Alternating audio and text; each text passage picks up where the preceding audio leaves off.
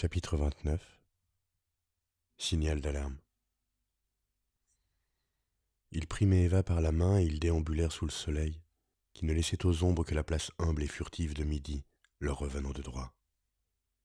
Le ciel au-dessus des mâts était à ce point gorgé de lumière que seul l'océan parvenait à assurer cette permanence du bleu, où l'œil trouve un apaisement contre l'assaut solaire. Con fut pris d'un tel cafard, face à cette clarté, et se sentit en proie à une telle présence de lui-même, que la lutte qu'il avait engagée, depuis près de 18 mois, pour se fuir d'une identité à l'autre, aussi loin que possible de sa nature profonde, lui parut soudain se solder par un échec. Peut-être n'était-ce là qu'un effet de la dureté impitoyable du soleil, qui réduirait tout à l'évidence, mais il se sentait aussi nu et aussi irrémédiablement compromis que si la bombe de Mururoa avait déjà explosé en plein paradis polynésien. Il se voyait presque de retour à Paris, dans la cour des Invalides, recevant des mains de la puissance le prix de sa capitulation. Une décoration spécialement créée pour lui, la grande croix de la constellation du chien. Il passa la main sur les fesses de Maëva pour mieux lutter contre le sentiment de culpabilité qui le reprenait chaque fois qu'il perdait contact avec la nature innocente. « Tu as le plus beau cul terrestre, » lui dit-il, laissant ainsi, en gentleman, leur chance aux possibilités inconnues de l'univers. Elle sourit de plaisir. Lorsque Maëva souriait, les teintes cuivrées de son visage et de ses yeux avaient ces reflets dorés où se mêlaient les jeux du soleil et ceux de la gaieté. Mon papa allemand disait qu'avec ma taille mince, mon derrière ressemble à une amphore grecque. Con fut outragé. « Ah non !» gueula-t-il. « Qu'est-ce que ce besoin d'introduire en Polynésie cette vieille roulure de civilisation grecque qui a déjà traîné partout ?»« Je ne sais pas, moi. Te fâche pas. Quand on a sous la main une chose aussi suffisante et aussi simple qu'un beau cul de femme, il faut être un vicieux pour penser à des amphores grecs. Les civilisations n'ont rien de comparable.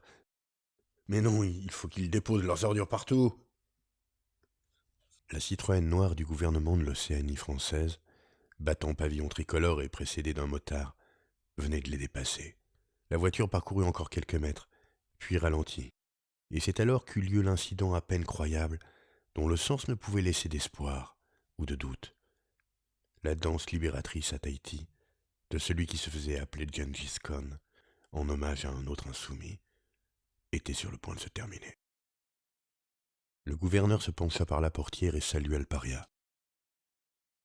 La Citroën poursuivit encore sa route, cependant que Con, après avoir regardé derrière lui, dans l'espoir que le petit signe amical s'adressait à quelqu'un d'autre, était forcé de se rendre à l'évidence. Le gouverneur de l'Océanie française l'avait bien salué, et ce, avec la plus grande affabilité. Il s'arrêta, les genoux mous. Le salut ne pouvait pas s'adresser à Con, crapule notoire, dont la présence et le genre de vie étaient ressentis à Tahiti comme une insulte personnelle par tout homme digne de ce nom, et que seules les interventions de Bizien et l'ombre du grand prédécesseur avaient sauvé de l'expulsion. Il n'y avait qu'une explication possible. Le gouverneur savait qui il était. Con dut s'asseoir. Il demeura écroulé sur un banc, le visage décomposé. Nom de Dieu, qu'est-ce qu'il y a, Gégène ? Le gouverneur m'a salué. Mais Eva haussa les épaules. Ça ne va pas, non. Je t'ai dit qu'il m'a salué. Tu devrais aller voir le toubib. C'était en effet tellement énorme que Con lui-même se demanda s'il n'avait pas eu la berlue. On va bien voir, décida-t-il. On va rester là et attendre qu'il repasse. Mais il n'eut pas à attendre le retour du gouverneur. Le bras droit de ce dernier, M. Caïbas, passa dans sa Simca 10 minutes plus tard. Le seul rapport que Con avait eu avec ce personnage distingué se réduisait à un « espèce de clochard » que Caïbas lui avait lancé lorsque Con, perché sur sa moto, avait failli le renverser, place du maréchal Joffre. À présent, le haut fonctionnaire freinait brutalement et arrêtait sa voiture devant le banc. « Ah, monsieur Con, et cette peinture ? Votre violon d'Ingres ? Faudra que je passe voir vos tableaux un de ces jours. Jamais le temps. À propos, vous savez que le président de la République va bientôt venir ici pour la nouvelle expérimentation de Mururoa. Il y aura une prise d'armes et une remise de décoration. Qu'est-ce que vous voulez que ça me foute ? Gueula Con épouvanté. Caïbas sourit. Oui, je sais, je sais. Enfin, amusez-vous bien. Il démarra.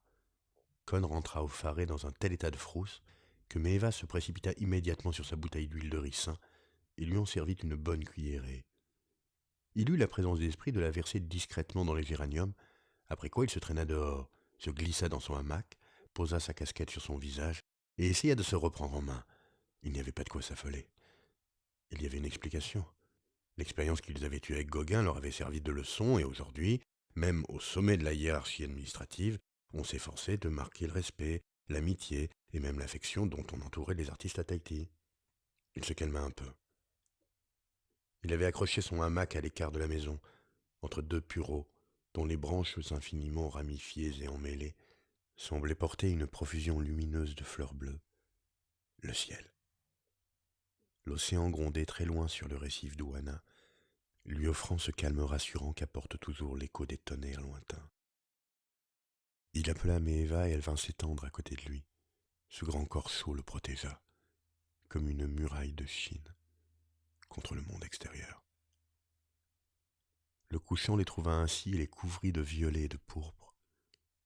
Puis, la nuit vint les cacher, avec la sollicitude qu'elle accorde toujours aux fugitifs.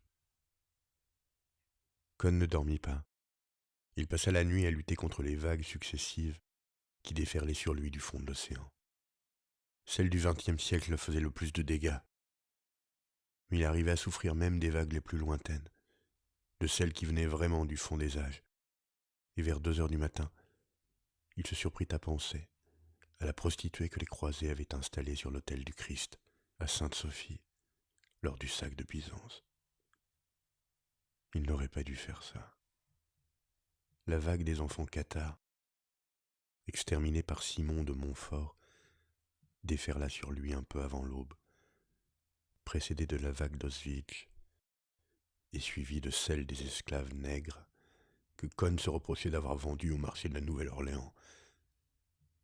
Cependant qu'Hiroshima flottait, sans couler, comme un bouchon, sur l'écume de l'océan, et que d'autres vagues jetaient à ses pieds des débris historiques qui étaient tous son œuvre, et parmi lesquels il reconnaissait la tête de Pol Pot et celle d'Eichmann. Vers 4 heures du matin, il commença même à se sentir responsable des inondations de Florence, du typhon Ignace et de la pollution atmosphérique. Son corps était baigné de sueur. Les pureaux remuaient doucement au-dessus de sa tête leurs fleurs lunaires. Son remords était tel qu'il se sentait homme, tous et chacun, sans aucune évasion possible. Parfois, il levait les yeux et cherchait dans le ciel la constellation du Chien, parmi les années-lumière. Humain ou déshumanisé, c'est la même chose. La lune veillait sur son argenterie, la plage avait la blancheur immaculée des temps premiers et des espoirs intacts, et les lucioles promenaient dans la nuit bleue leurs étincelles, minuscules Diogènes poursuivant leur quête éternelle.